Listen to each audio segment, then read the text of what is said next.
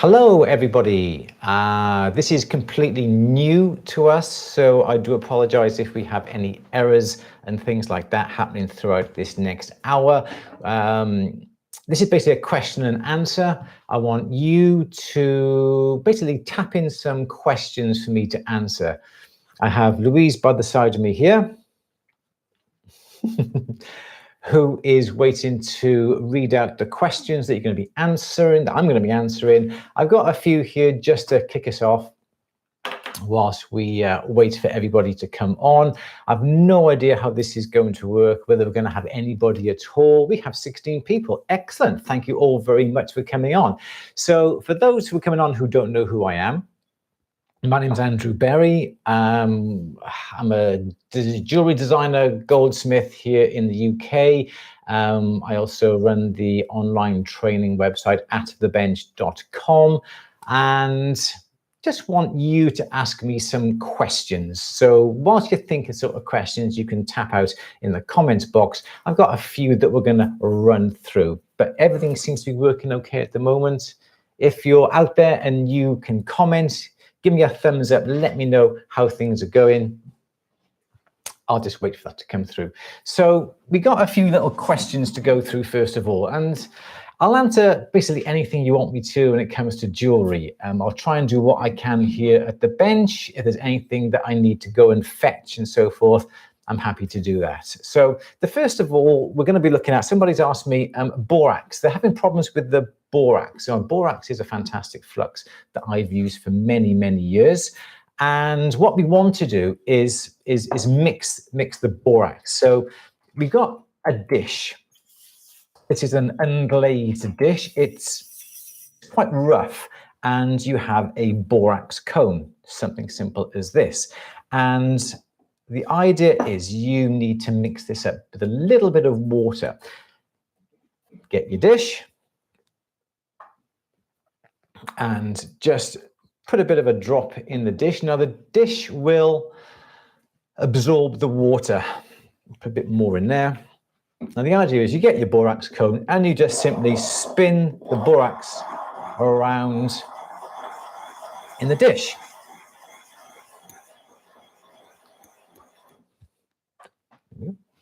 And the more you rotate, more you mix up and rub the cone in the actual dish, we get a little bit of slurry. It's going to dry up quite a bit. Add a bit more water, round and round and round, and then you get a nice little bit of a cream sort of consistency in the bottom, just like this, that then we can use as our flux. You will find over a period of time, minutes and hours, that you do have to keep adding some extra water to the dish because the borax cone is soaking up the water, and likewise with the dish. So that's basically how we do that. And this is one that I prepared earlier. No, this is one that I have, as you can see, I use this pretty much every day, every other day up here in the studio that we've got. And all I would simply do with that is add a little bit more water, get a bit of the cone, and just go around. And that's all you really need to do. Once you've got a nice bit of consistency in it, you've got a nice little bit of slurry, and we use that for our flux. Something very, very simple. Okay, do we have any questions coming in? Yes, we've got one from Tony Pierce. What tools would you recommend to get started with basic metal work? I am an enameller, so want to do more with my work than just enamel. Okay, there are lots of starter kits out there that you can buy. Where are you from, Tony? Are you from the UK or from around the world? Just let me know. And also, if you're on the chat, just let me know where you're actually coming from in the world, whether you're from the UK, from the US, Australia, wherever. It'd be interesting to know where everybody is actually viewing me from. You can buy a starter kit. And I'm a great lover for basically starting with a basic box. For instance, this is basically all that I use up here. It is just basically a box. I've got nothing flash up in this workshop. And you need a basic range of pliers. We've got some flat nose pliers. We've got some round nose pliers. We've got some half round pliers. So one of the jaws is nicely rounded, the other one's flat. Top cutters are always a good plier. So usually 4 or 5 snipe nose pliers. So those are the sort of pliers that you're going to need. In addition to that, you're going to need a ruler. You're going to need a scribe to mark out patterns.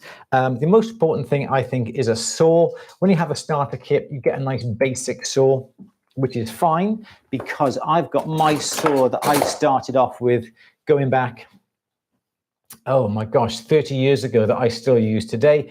Basic saw frame. You don't need anything flash like a green lion saw or a new concept saw, nothing like that. Basic saw. What else do we need? Some files. The starter kits come with some basic needle files as well that we've got. And really, as long as you can bend the metal, shape the metal, cut the metal, that's all you really need to start off with, basically shaping. And then you would simply go on to soldering. And again, you can have a simple soldering kit. You would have a soldering block, a third hand. You can even get by with one of these little creme brulee torches as well that I use, good grief, about 99% of the time here up in this workshop. And like what you just saw, and you need a little bit of flux as well. Borax is ideal.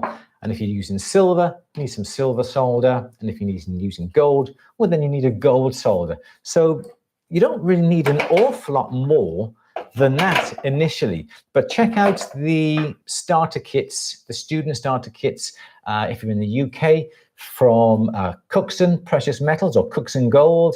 Better Metal Sales here in the UK, they have some great starter kits. If you're in the US, check out Rio Grande, Otto Fry as well, and also Stuller. They do produce some great starter kits as well. Okay, anything else coming in? We've got lots of questions, yes. Excellent. William Bully, I'm learning to make curb/Cuban chains. Any tips on shaping and getting chains to hang straight? Yeah. Now this is always a problem because you have to physically twist the links. I did a film about a month or so ago, 6 weeks ago, on At the Bench, showing you how we actually made up a Cuban chain, or we called it like a filed curb. There are lots of people who show different types of techniques. You'll have fantastic soldering skills because you are physically bending the links. 2 ways you can do it. You can make up the links like a very heavy curb or a cable chain, and then literally clamp one end in a vise and grab the other end and physically twist the whole chain. And you need to keep on twisting until all those links are straight and then a little bit further. That's how we've always used to do it. But when you hang the chain will always slightly twist. So what I'd advise you to do then is to pass it through a rolling mill just to squash each and individual link to the same twist, and then pretty much guarantee that that chain will hang flat. Another way that you see some people do it is that they get each individual link and they clamp it in a pair of pliers this way and give it, I suppose, about a quarter of a twist. Go on to the next link and do a quarter of a twist, next link, quarter of a twist. You get the general idea. And that way then you will get a twist on every single link. My only problem with that is you have to grab that link in exactly the same place on every single link to get the twist running exactly right. But again, if you've got a rolling mill, you can put that chain through the rolling mill to get each individual link then all at the same twistness, if that is such a word, and then hopefully then you'll get it nice and straight. And if you want to file it, you can just file the top surfaces on both sides and so forth. But usually by passing it through a rolling mill, you will basically get that chain to hang absolutely perfect. How are we looking? We've got a question from Ingrid. Hi, Andrew. Can you explain what safety pickle is compared to other pickles? Okay. In the past, years ago, we always used to use sulfuric acid, 10% sulfuric acid to 90% water. That was great, but as time goes on, it's a little bit of a nasty acid because any splashes on your bench or on your clothes and your bench will be ruined. And it really is not nice if you put something really hot into that sulfuric acid mixture. You get a cloud of sulfuric acid. It goes up into the air, and in a minute or so's time, it all comes down on top of you and everyone starts coughing. So basically, the sulfuric acid is being put to one side, and what we got now is safety pickle. Safety pickle is a chemical called sodium bisulfite or sodium metasulfite. I'm really not quite sure which one it is, but you can search for safety pickle. It's comes in a granular form. They use it for swimming pools, for adding to swimming pools to adjust the acidity of the pool. And we use that. I got one by here in my heated up, just by the side of me here. And the safety pickle is the opposite of the acid. I think it's an alkali, but it does strip the metal. It is safe in the sense that you get it on your skin, it's not going to burn your skin. It's not good for the skin, so you should wash it off. But if it goes on your clothes, it doesn't eat away and burn away your clothes. I remember a friend of mine in university, we used to use sulfuric acid there, and he's got some on his trousers. And he looked at his trousers and thought, oh my gosh, they're okay. There's nothing wrong with them. The next day he put them in the wash, came out, and he had this massive, great big hole in his trousers. Anyway, that's beside the point. So a safety pickle is what it is. It's a safety pickle. Pickle got its name from years ago when they actually used to use vinegar, as in the pickling vinegar to basically get rid of oxides from the metal. You can use, it is sodium metasulfite, sodium bisulfate. Yeah, I can't remember exactly which one it is, but there are lots of other types of products out there. Some people will use things like citric acid.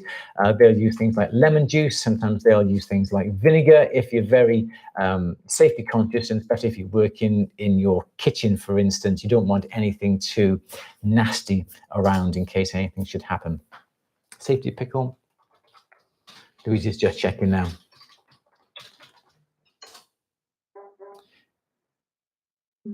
Yes. We'll have a look. Anyway, we'll come back to that a little bit later. So yeah, so everybody uses now safety pickle. It's a lot safer. I always use it warm, and you may see me putting items straight into the safety pickle after I've soldered it. I'm lazy. I don't like to work slow. People will put it into water, then from the water into the safety pickle, but I just put it straight into the safety pickle. It just quenches and gets rid of the oxides far, far quicker. We'll find out what it is. I'm sure it's sodium metasulfite. Anyway, we'll come back to that. Okay, Zoe's got a question. I need some help figuring out how to calculate the ring shank length for U-shaped rings. I make quite a few of them, but have not managed to come up with a reliable formula. Oh my gosh, U-shaped rings. Oh, that's a tough one. If you're making completely round rings, it's quite straightforward to do it. There's lots of formulas out there. For U-shaped rings, because you've got a flat top and you've got that U piece that goes underneath, you could, in theory, use your mandrel, and you could bend the metal around the mandrel, and where the metal comes up on either side from the top of the mandrel is where you would place the top section. But the problem is then you've got slight gaps underneath. I don't think there is an actual formula that you can use.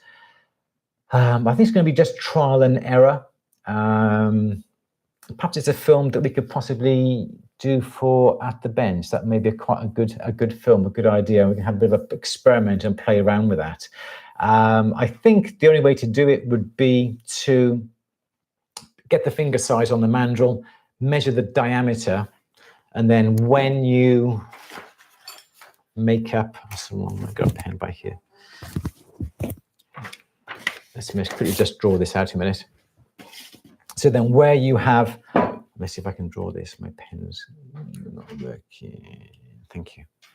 So where you'd have the top piece across here, and then you'd have this U section, if that's what you're on about. I suppose this distance from here to here should be the diameter of the ring. But as I said before, the fingers come round like this, so you do have a bit of a gap. You do have a bit of a gap on either side. I don't think there's any hard, fast rule, to be honest, with this. I think it's a bit of trial and error to what you can do. But again, maybe something that we could actually do for at the bench. Yeah, so just stay tuned to that. Sorry, it's not a fantastic answer. I know, I do apologize for that. Okay. Okay, we have one from Gorgasm.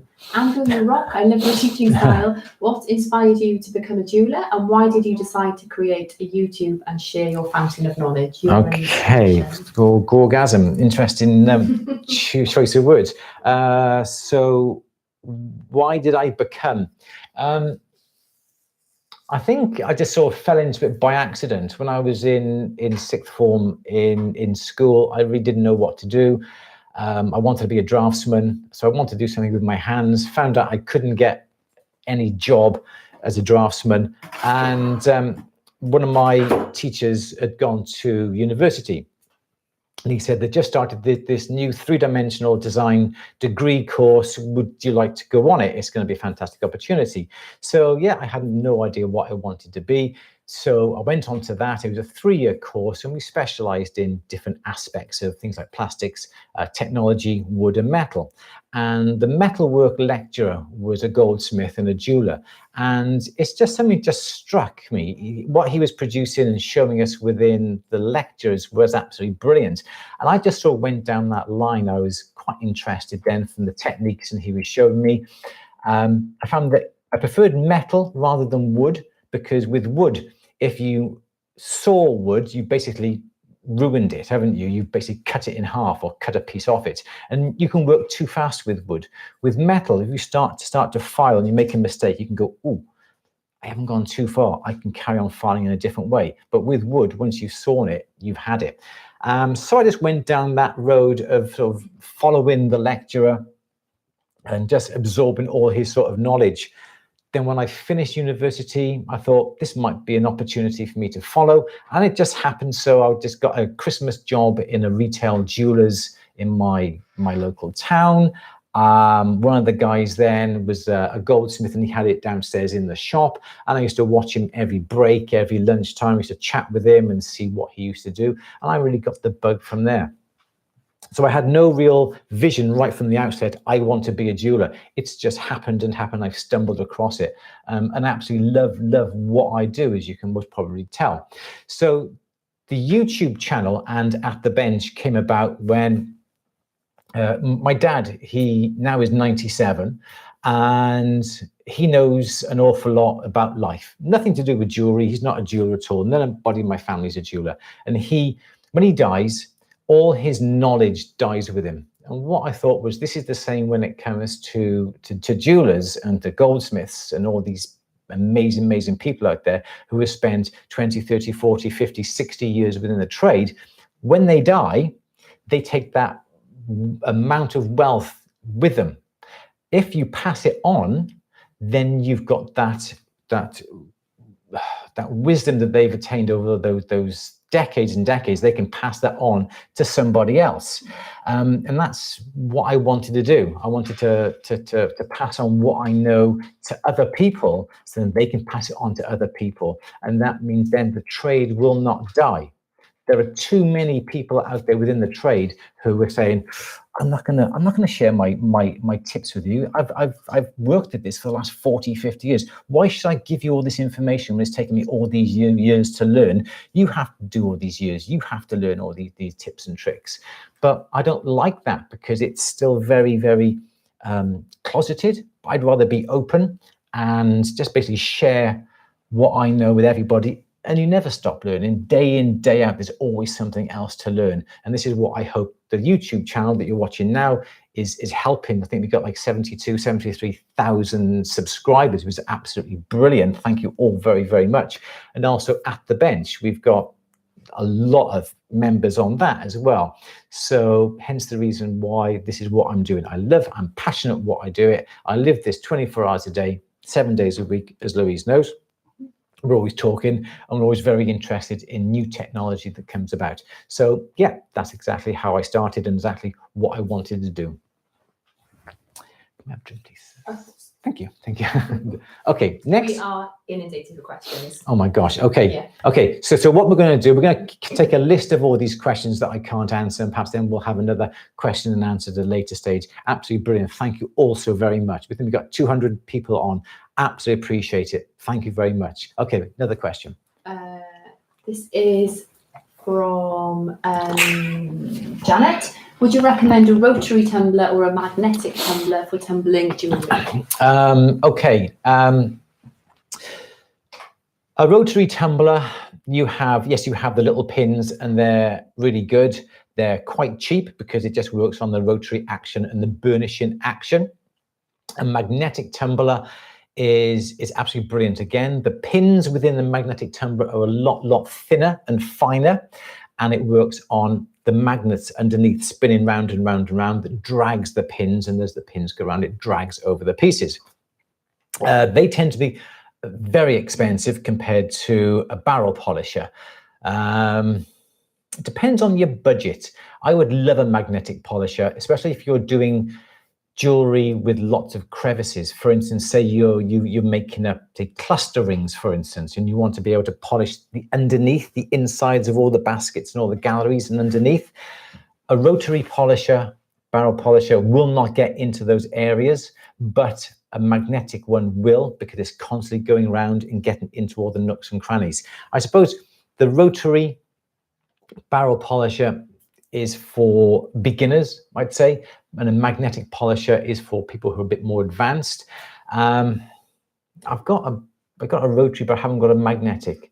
But I think I may be getting a magnetic over the next few months to try out.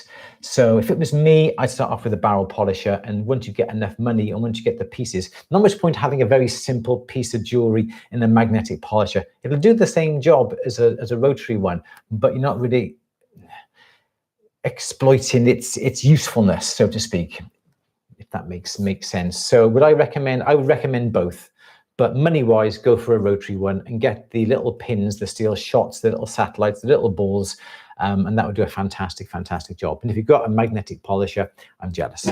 Okay, next question. We're getting a lot of soldering questions. Okay. This one's from Cute Doki. Sorry if I'm saying names wrong. Thank you so much, Andrew, for doing this live chat. My question is, how can I successfully solder a gold bezel onto a silver signet ring? Okay.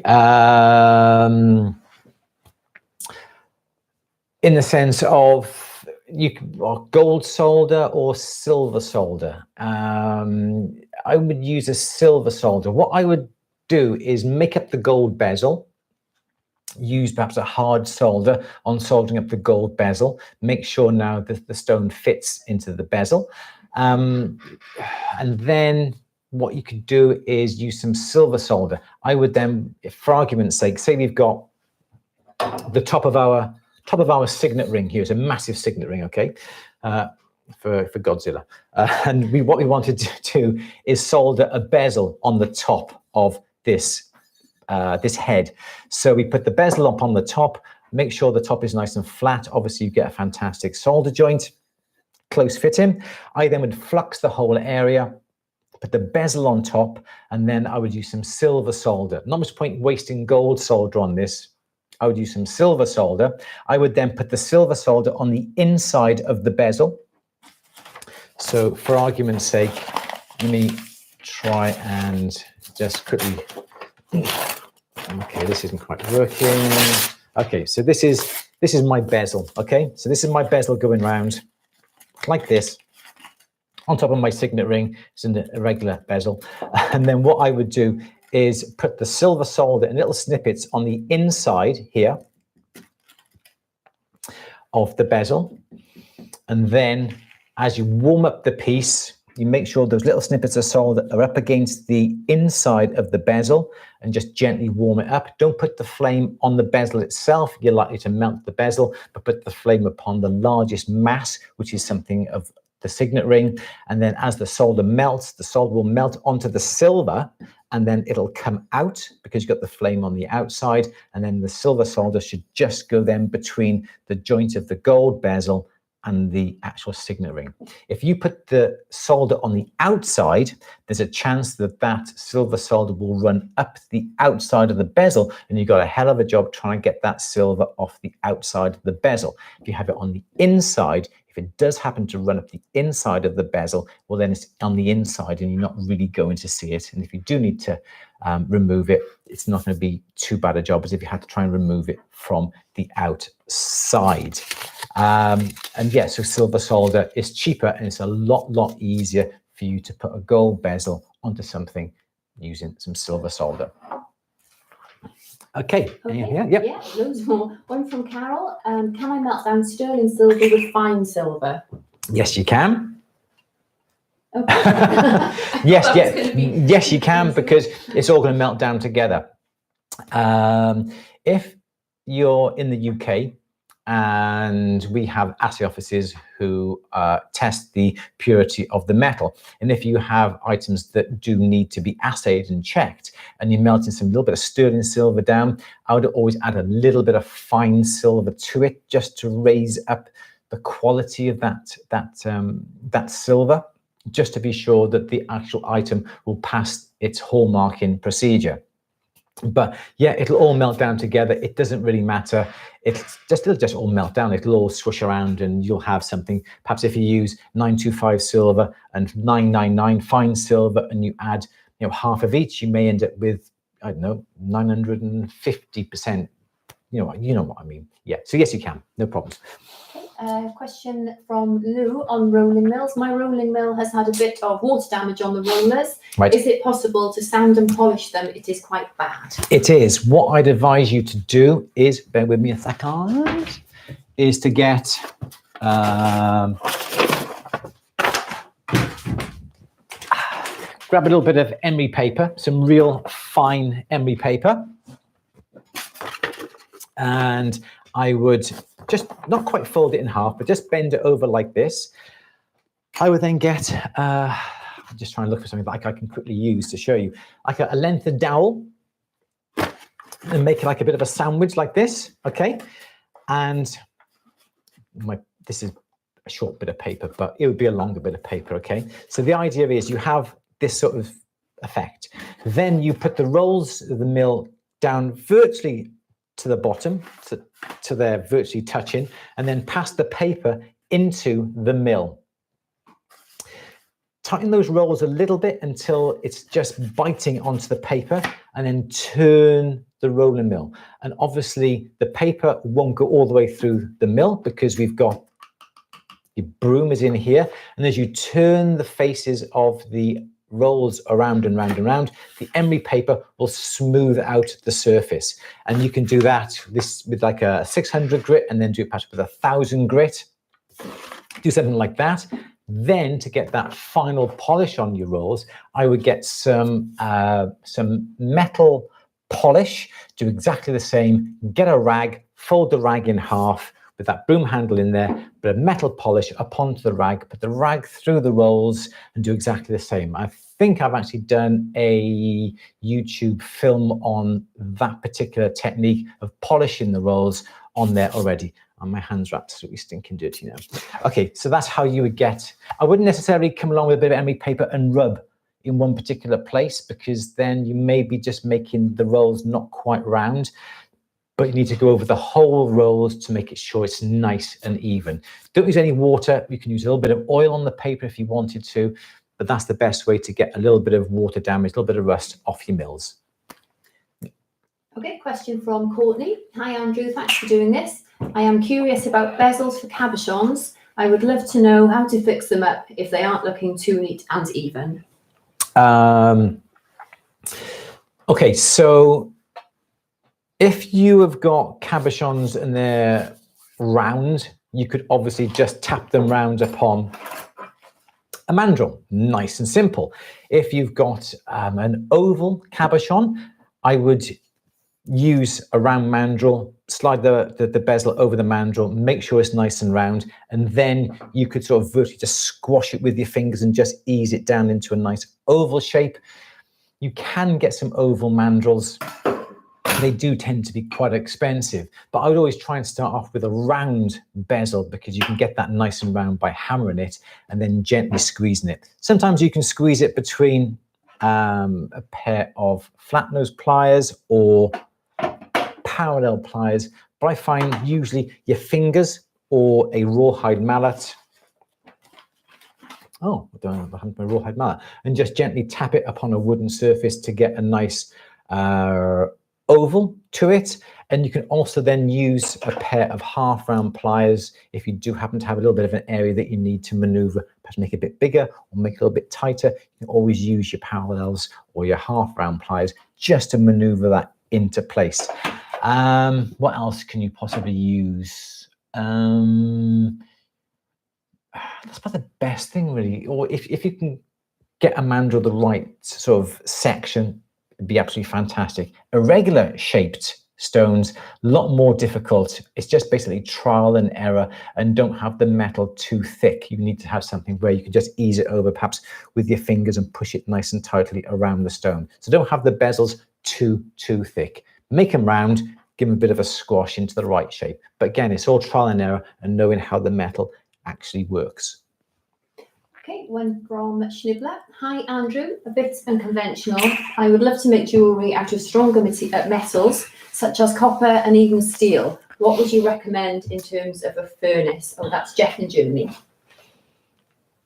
Oh, furnace.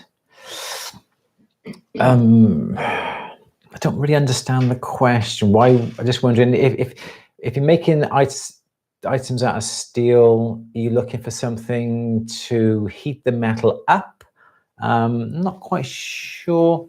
Copper and even steel, what type of recommend in terms of a furnace? So I suppose you're looking to melt down the metal.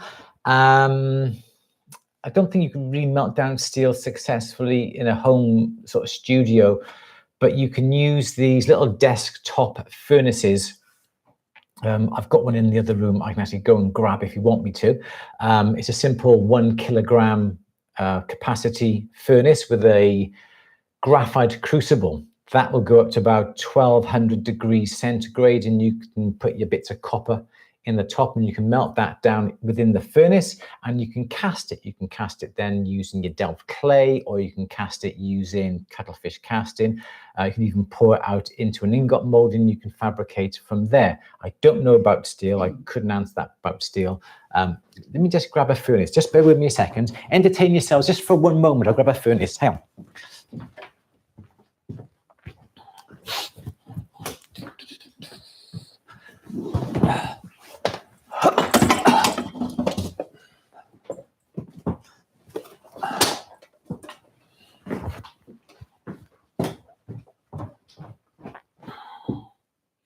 There we go. Okay, so here is a furnace that I use.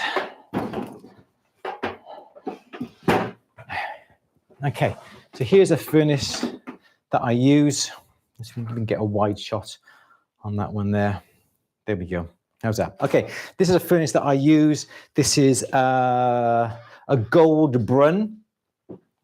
It's got a graphite crucible. Looks quite small, but you can melt down 1 kilo of silver in that, and also of copper. You plug it in, it's all done by electrics. There's the timer down here. You set the required temperature, push the go button, and it'll take it up within about half an hour to the required temperature. And what you've got actually within the crucible then, you can just basically pour out into whatever you want to do. Ingot molds, crucibles, Delft clay casting, whatever. But a little tabletop crucible, like tabletop furnace like this, you can get this in various different styles. This is a gold brun therma furnace. You can get that in a 1.5 and also I think a 2 kilo as well. But something like that is ideal. Nice and simply contained. Absolutely brilliant. Okay, next question. Oh, lots and lots of questions on rolling mills, lots of questions on soldering. Give me one on rolling mills, another one. Our rolling mill always bends and warps the metal. What tips do you have for keeping the metal straight and flat, or is it just our cheap rolling mill? Okay, so this is a question that I was asked to do a film on during lockdown here in the UK. Sometimes with a rolling mill, sometimes the bearings will wear and perhaps one roller will be slightly higher on one edge than the other edge. So as you put the metal through, the metal will be compressed more on one side than the other. And what you find is that where it's compressed the most, it'll actually come out like a banana. The outside edge will be longer than the inside edge, and the metal will turn into like a banana shape. On the majority of rolling mills, what you find is you can take the handle off the top, and then you can adjust each side of the rolls to get the different heights. You can get some feeler gauges and put the feeler gauges into the rolls, tighten down the one side until it just touches, put the feeler gauge on the other side of the rolls, turn down this side until it just touches, and then replace the handle, and then put your metal through and try. Sometimes, like the rolling mill that I've got downstairs, you can actually virtually lift up the rolls. They've worn that much. So I don't really like the idea of a feeler gauge. What I like to do is just put the rolls down until they completely touch him, then put the handle on, then open up the handle, put a bit of metal through and just see what happens, and just try it each time. As the metal goes through, you want that metal to come out completely straight. If it's going a little bit to a banana shape, what you want to do is too tight on the one side that's the longest. So you need to loosen that just simply by one little cog, one little notch, one little tuft, handle back on and put it through again. And then hopefully then you'll get a nice straight bit of metal. But from a manufacturer's, it should be absolutely perfect straight away. As I said, the one downstairs is a little bit worn, and perhaps, yes, I will do a film over the next couple of weeks to go up onto the YouTube channel. Okay, we have a question from Morn. Hi, Andrew. How do you clean the crucible that was not used for a long time? Some of mine is actually mouldy. Okay, there was a film about 2-3 weeks ago on YouTube on how to clean a crucible. That is there. So if you want to go and check that out, it's very simple. All I tend to do is moldy. I've never done a moldy crucible before. So I think what you would do is just simply get your crucible, like this. This is one that's been lying around. As you can see, it's absolutely stinking dirty. What I would do is obviously have this within some sort of a handle or a whip to hold it. I would have it virtually standing upwards like this. I would then get a flame and play the flame into this area here. And all this excess flux here will all then start to dribble out. And make sure you put a soldering block underneath it. So basically you would do like that. You get your flame, that's a bit bigger than that, and start to heat it up. And as you heat it up, then all the flux will start to become slightly liquid and toffee and syrup-like, and it'll all run down due to gravity coming out the bottom and dribbling out the ends, and that will get rid of the majority of all the mold and all the old bits of flux, as you can see that we've got in this one. But as I said, check out the film. It was about a week ago, I think it was. A week ago? No, it wasn't. It was 2-3 weeks ago on how to clean out a crucible. But yeah, the information's on there. Okay. Carmen is asking, can you make a video on setting precious stones in another larger stone or pearls, stone in stone setting? That's nice and interesting. I'd have a problem to do a quick film because we'd have to have a means of drilling out a stone to be able to perhaps put another setting within it.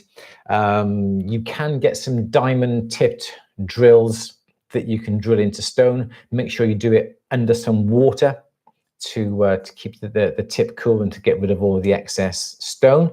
But I have seen onyx. You can get some like onyx signet rings with a little square that's been cut out in the onyx itself, and then a piece of gold has been inlaid in top of that. A bit of a diamond cut up on the top with little diamond set in the middle. I have seen some other cabochons with a nice, fairly large hole, and then a piece of gold tubing has been put into place, and then another stone set within that. But I think that's a good little idea for the big, really interesting project. Do it actually quite easily with pearls, couldn't you? So yeah, so we'll make a note of that. Perhaps we'll do a film on that one. Nice. Yeah, good question. Thank you. Okay, we've had a couple of questions on liver sulfur. Yep. There was one earlier. This is from Mike. I use liver of sulfur. I'm not really happy with the outcome. It's grey and black. Okay. Can you use a spray paint applied with a toothpick? And similarly, it's Mike. It's you again. What do you recommend instead of liver sulfur for a vivid black background? Okay.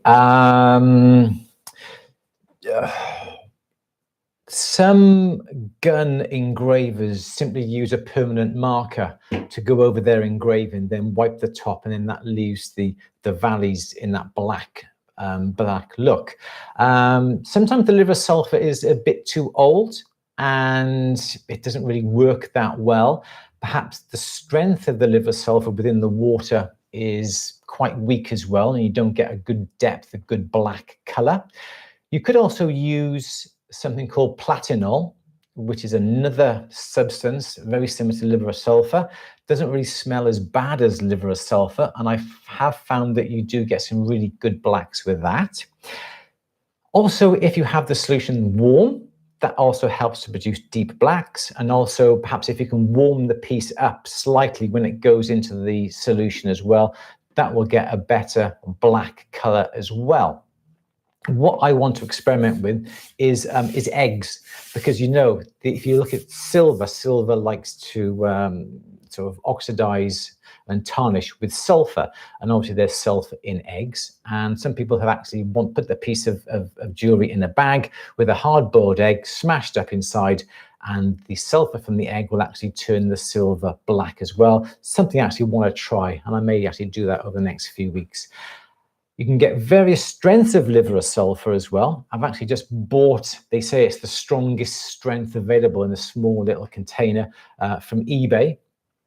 I've done that, and you can also get the liver sulfur in the granules as well. Various different types of liver sulfur out there. It's just basically trial and error. You could get spray paint or an enamel paint and use that if you had some deep valleys to infill, so to speak. You could even use a black resin if it wasn't that a complicated design and you had definite areas that you wanted to infill.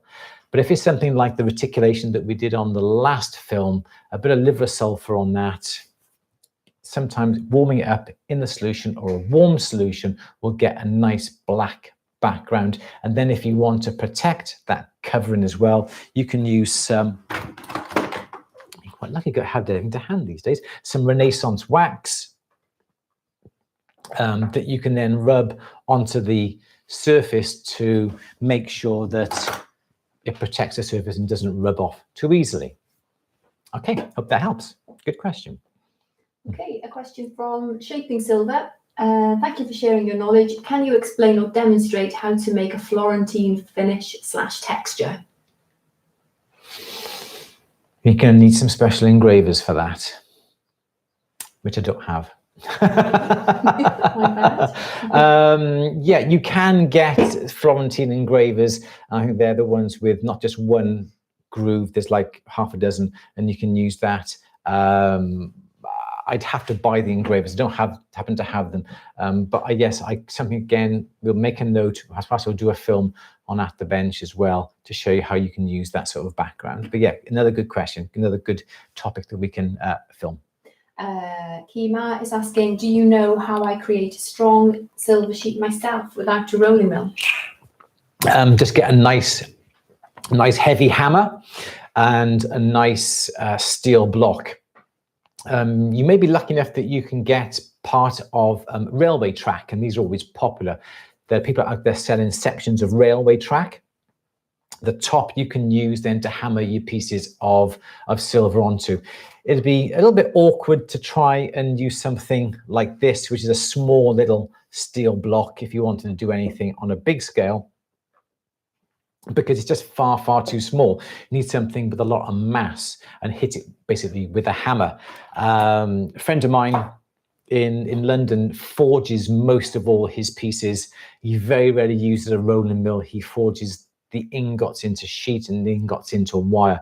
But yeah, he just sits there on an anvil that's on a tree stump on a concrete floor, and he simply holds it with his parallel pliers and just gets his hammer and just simply bashes it, and then anneals it and bashes it and anneals it. What type of hammer? Whatever hammer you've got to hand, it doesn't really matter. But to get that final finish, I would always then try and use a hammer that has a face that's nicely polished. So something like this would not be any good because there's loads of marks on it. But if you then decided to planish it, don't have my other hammers here, but you need a nice smooth face hammer then to impart that nice finish on it. I don't think you'll ever get it absolutely perfectly flat, but you could do a pretty good job. Again, it takes time, it takes patience, but I would actually try and save up for a rolling mill if possible. Then absolutely fabulous bits of equipment. Okay, next question. Okay, we've had a number of questions about working in the current climate that we're in. Yes. Specifically, somebody's asked, Cuxton's in the UK is closed for orders. Yeah. Due to COVID-19. Where else do you suggest to buy sheet metals from? There are several companies that I know of in the UK. I don't know whether they're going to be closed or whether their service is going to be limited. I really don't know. You got places like Betts Metal Sales. I think they were still trading. They still do that online. So Betts Metal Sales in Birmingham, in Spencer Street. You've got a place called Metalor that's in Warstone Lane, again in Birmingham. Used to get a lot of my metals from them. And there are other smaller bullion dealers within the UK as well. I'm not really too sure on the others. You may find that Proops may be selling it. You may find that Cousins still may be selling it. But yes, I did notice that Cuxton are actually shutting their doors for the foreseeable future, which is a shame. But if you've got any scrap silver, you can just practice melting it down. If you've got a rolling mill, you can roll it out or even hammer it. As the last question. Okay, Terry's asking, I would love some advice on purchasing a vise to hold my piece while I hammer a set cab. GRS is too expensive. Ball vise, I am worried it would move around, although I found one for $120. Okay, you can buy like a bench vise. I know Durston have just released 2 vices that literally clamp onto a bench. I've got a very small little 2-inch vise downstairs, again, that I bought like 30 years ago, that I still use downstairs. It's a small little vise that will clamp onto the bench. If you want something a bit more heavy duty, an engineer's vise, like a 4-inch engineer's vise, but that tends to be a little bit overkill for what you want to do. If you have a little vise, it'll be by the side of your bench. I think GRS do not the graver's ball, but they do another type of vise, but it's still going to be several £100s for that. But you can buy a small little clamp-on vise that goes onto the side of your bench, and then you could use something like Thermolock, which is a thermosetting plastic. So it comes in little strips. Heat that up with some hot water, it becomes moldable. You could then open up the vise, you could squish it in between the jaws, get your little bezel or your piece that you're working on, put it into the Thermolock while it's still warm. When it cools down, it's nice and hard. Then you can then tap your bezel around onto the cabochon. So any sort of vise would do. But as I said, Durston have just released 2 new vices. Whether they got them on their website, I don't know. So that's durston.com. I'd have to go and have a look to see if they're there, but anything that will fit on the side of your bench would do. It's better than nothing. And I don't think they're about £20–30, not an awful lot of money, but use the thermosetting plastic as a way of perhaps protecting the jaws and also holding the piece in. The graver balls are absolutely fantastic because you've got the pins in the top. You can put the cabochon, the setting in place and tighten up. Great if you've got it. If you haven't, don't worry about it. Get yourself some Thermolock. It's available from Walsh. They're still shipping out. It's not an awful lot. We actually sell it also on andrewberry.co.uk. We got thermosetting plastic, thermal lock on it. So if you want to buy something, buy it from us. Buy it by the 2 sticks. It's about £1.50. Heat it up. You can mold it, put the bezel in place, wait till it cools, nice and hard, hammer it, warm up the thermosetting plastic, the thermal lock again, take the piece out, and you can reuse it. So yeah, any sort of ice. Going back to supplies, we've got a message here from a supplier who makes wires, sheets and squares and has offered to share an email address with your permission. Yes, please. Yeah, that's fine. Yeah, I got no problems with that. Just pop it into the chat. Yeah, that'd be absolutely fantastic. Thank you very much for that. Appreciate it. Excellent. A couple more questions on soldering, specifically soldering blocks. Hi Andrew, thanks for doing this. Best surface for soldering. I find my charcoal sparks too much. I'm afraid of a fire. And also, Veronic's asking, which type of soldering block would you recommend and why? And here's one I prepared earlier. This is pretty good. I'm enjoying this. I have everything to hand. Okay, so charcoal blocks. Absolutely brilliant little charcoal blocks like this. Yes, they do tend to be messy. I always tend to try and put that within a bit of a tray. I get perhaps a bit of copper, bend up the edges to sit the charcoal block in a little bit of a tray. Always put some binding wire around your charcoal block as well. It keeps the charcoal block together and stops it splitting. They do tend to be messy. They're very traditional, but nowadays you've got other things like these little blocks here that, again, absolutely brilliant. It's that 4" by 6" little soldering block like that. You get them in all different sizes, different shapes. Here. There's some nice sort of brand new ones there. You can get some soldering boards as well, like this. These are very good. Tend to be a little bit thinner. You do have to be careful though, because sometimes the heat will go through and damage your bench. You've got some honeycomb blocks like this one here. You can just about see through it. These are great, but they're very, very fragile. You drop this even from a couple of inches on top of your bench, as you can hear, it will shatter and it will break. These are really good because you can put little pins in the holes to hold your pieces together. You'd have to use that with another soldering board underneath, because otherwise the heat will go through and damage the bench. So they are good, don't like them. Or you got things like this, which is like a 6" square soldering board. Absolutely brilliant. Love these, as you can see. Worn these basically virtually thin. So if it was me, I would just simply buy little 4" by 6". I think they're called Solderite boards or Solderite blocks, something like this. Don't worry, there's no asbestos in these anymore. I would not use a kiln brick. Kiln bricks tend to absorb too much heat, whereas these blocks will actually sort of, what's what I'm looking for? Send the heat back. What's it called? What's that called? Brain's gone. You know, reflective, that's it, yeah. And you can even make a little soldering area on your bench like this, if you want to, and put your piece by here, and these blocks then will reflect the heat. And that's the most important thing you want, is to have the heat to be reflected back, not absorbed. So don't try and use a patio slab or a kiln brick, because it just absorbs the heat. These will reflect the heat back onto the piece, and it will make sure then that your piece heats up nice and quick and easy. So my choice of these, second favorite, are the charcoal blocks. There we go. Cool. Thank you. I enjoyed that. I do like soldering blocks. As you can see, I have quite a few of them. Okay. And what you'll find is that the soldering blocks will get dirty over a period of time as well. Like this here, you got a bit of dirt on this, and perhaps you get bits of flux get stuck onto it. But all you got to do is get a rough bit of sandpaper or a patio slab and just rub it down, and that will just take off a surface, and you're back into some nice fresh soldering block. Again, check out the YouTube films. I've done a little film on that quite a while ago now. Okay, next film. There's a question on burrs. Yes. Vince is asking, what do you think about using diamond burrs instead of traditional burrs to cut the seats, etc., for stone setting? I have found them to be much more forgiving. I've never used diamond burrs for cutting out bearings or anything that way. I tend to keep the diamond burrs purely for stones.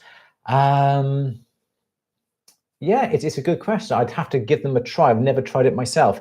I know that a lot of the burrs you can buy these days, you can get two different types. Some are really aggressive with teeth that are quite open, like bud burrs and ball burrs.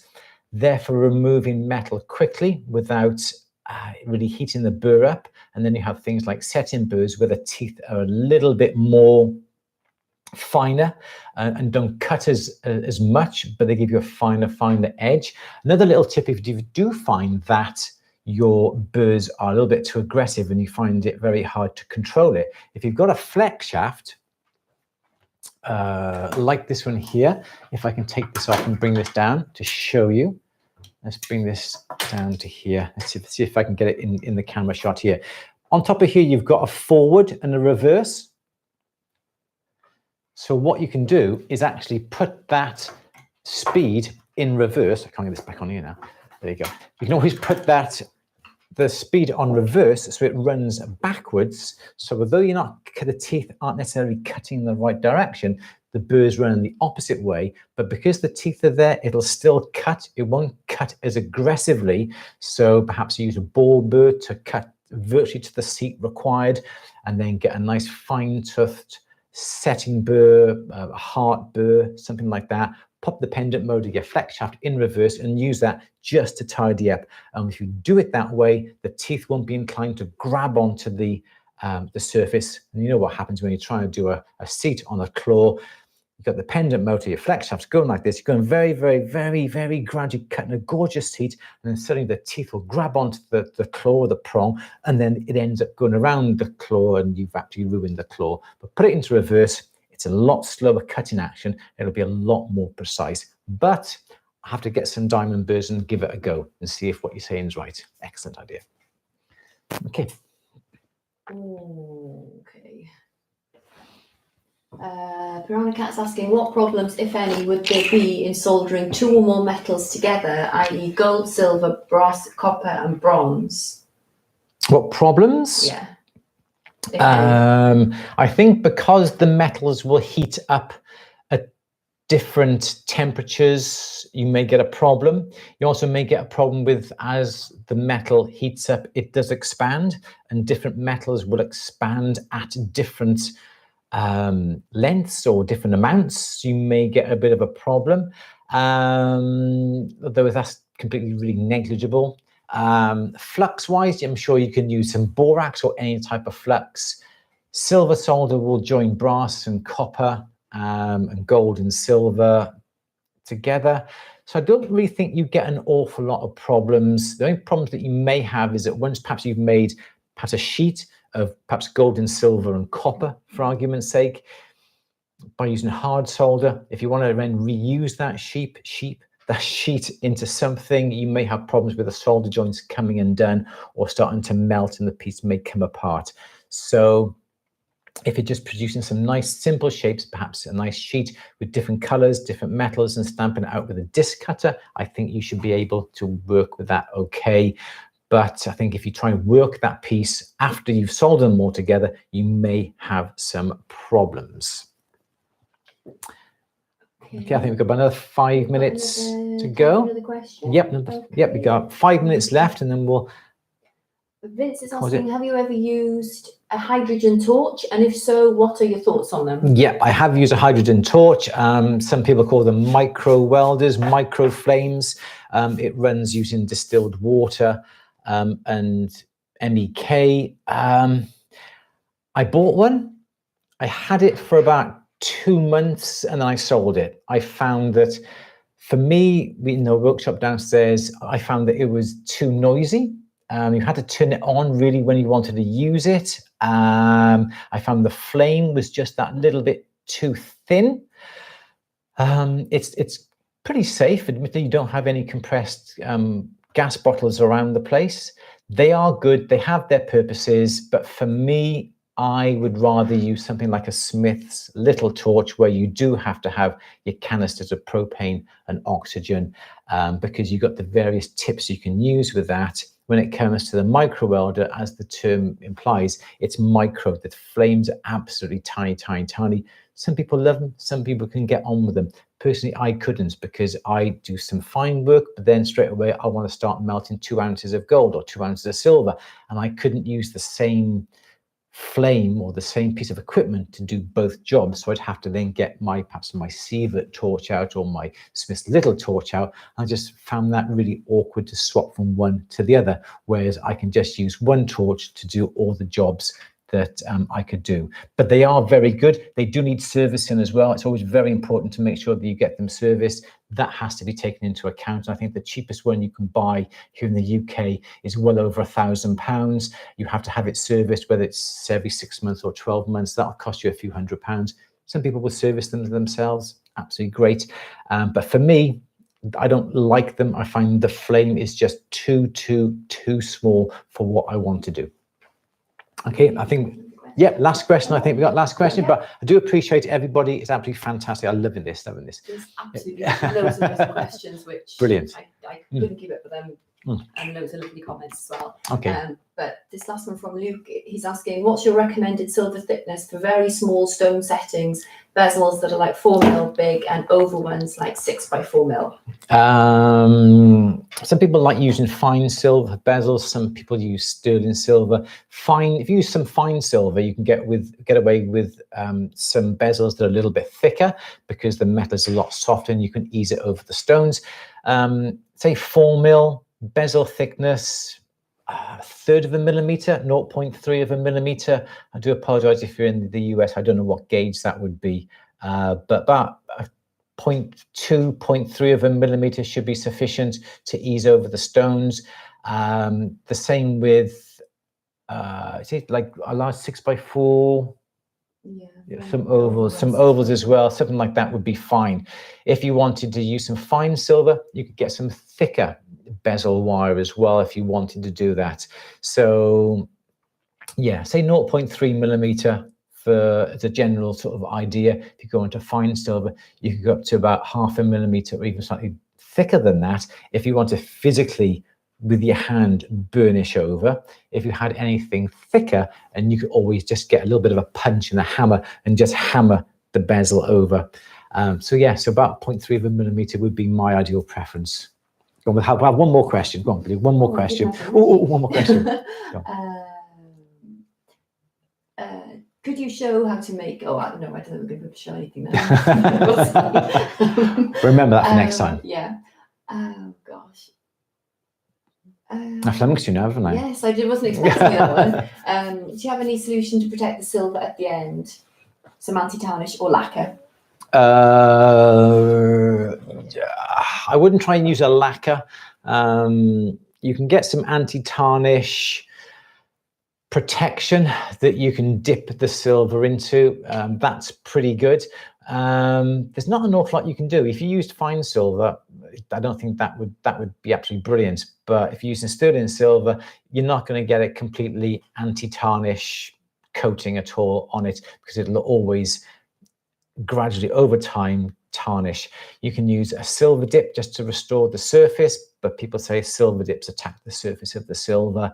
I don't think there is an actual definite thing that you can use. As I said, you could use something like Renaissance wax, but it's not a permanent finish. You'd have to keep reapplying that just to protect the surface.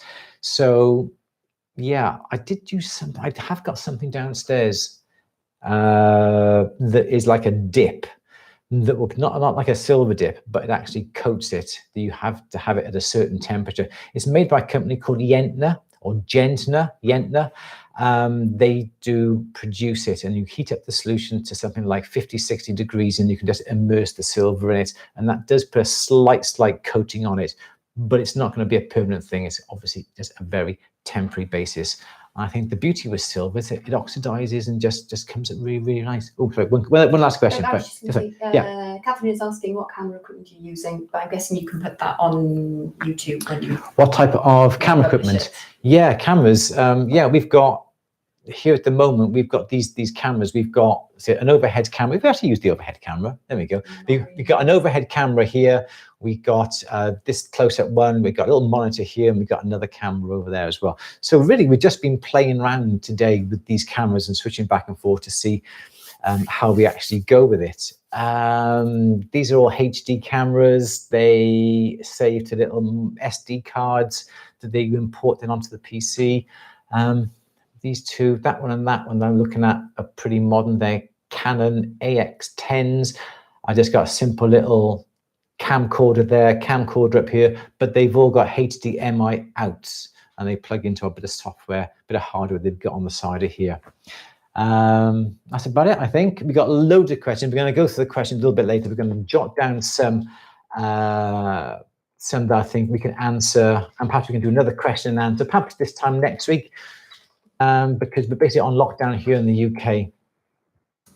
They said 3 weeks minimum. We're into our second week now.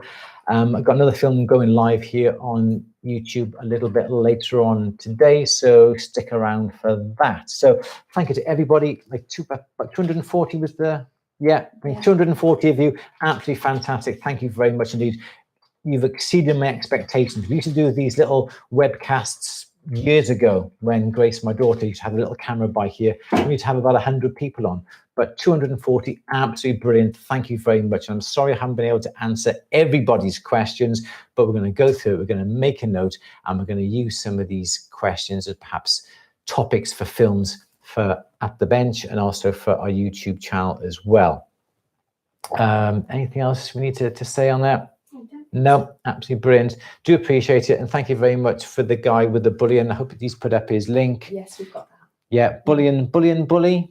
Yeah, bully. Thank you very much for that. If you're still sending the sheet out, just check him out. Absolutely fantastic. Thank you very much for that. So that's about it. I think we've been going on for about an hour and 6 minutes, which is absolutely fantastic. Thank you very much. Stay tuned. We should make this a bit more of a weekly thing. And also we are planning to do some more webcasts where we're going to be doing the same sort of thing with the questions and answers, but we're actually going to be having a specific topic. For instance, showing you how to solder, or showing you how to polish, showing you how to use cuttlefish for casting and delft clay for casting. So if you want me to show you any sort of techniques that we can do here, some people suggested last time we did filigree. It's not really exciting, is it? It's very, very too small. We want something that's quite daring, like fire and flames and belting gold and silver down, anything like that. So please just get in contact with me by whatever means you possibly can, whether it be on YouTube, Facebook, Instagram, email me via the ticket system on At the Bench for possible more shows like this. So everybody, thank you very much for watching. Thank you to Louise for helping us out with the questions and answers today. Take care, stay safe, and I will catch you all very, very soon. Thank you very much for joining me today. Take care. Bye-bye.